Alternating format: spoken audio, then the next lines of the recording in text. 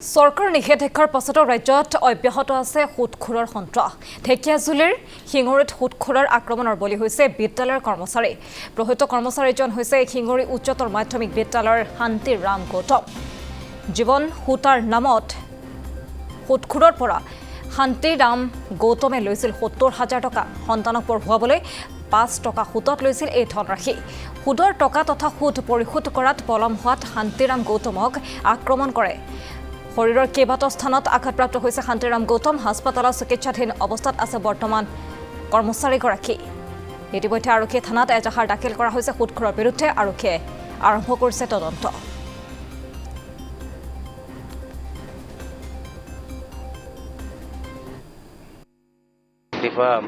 গা পা ধুই ওলাবলৈ যাওঁতে মই এই যিবোৰ চোদাৰৰ পৰা পইচা লৈছিলোঁ যাৰত মই ল'ৰাটো পঢ়াবৰ কাৰণে সুদ দি আছিলোঁ। ৩-৪ মাহ মূৰে মূৰে গৈ পেলাই সুদ দিওঁ।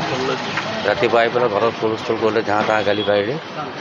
তাৰপিছত মই স্কুলত গৈ পেলাই স্কুলটো খুলি মেলি নিজৰ কামটো কৰি তেখেতৰ ঘৰত যাওঁতে ৰুমত খুৰ সোমোৱাৰ লগে লগে প্ৰথমতে ইয়াত ঘূৰ মাৰিলে আৰু ইয়াত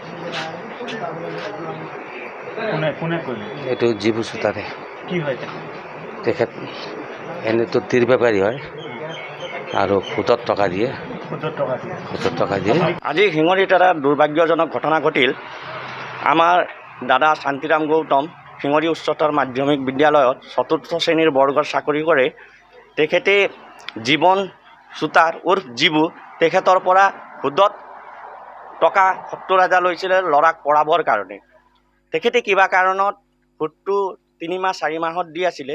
আজি ৰাতিপুৱা তেখেতৰ ঘৰত গৈ তাকদা মাৰোঁতে তেখেতে ক'লে যে মই গৈ পেলাই আপোনাৰ ঘৰত পইচাটো দি আছোঁ।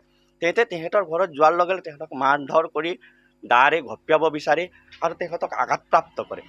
এই বিষয় লৈ আমি গোটেই যুৱক সংঘ আৰু আমাৰ দল সংগঠনে তেখেতৰ প্ৰতি বহুত আক্ৰোশমূলক কৰা এনে ঘটনাক প্ৰত্যাহ্বান দি শিঙৰি আৰক্ষী চকীত এজাহাৰ দিছোঁ আৰু উচিত তদন্ত কৰিব বুলি আশা ৰাখিছোঁ। আৰু অনাগত দিনত এই বিষয়ে আপোনালোকে প্ৰেছ মিডিয়া যোগে যাতে উচিত তদন্ত হয় তাৰ বিষয়ে উচিত বিচাৰ কৰে সেয়া আশা ৰাখিলোঁ আপোনালোকৰ।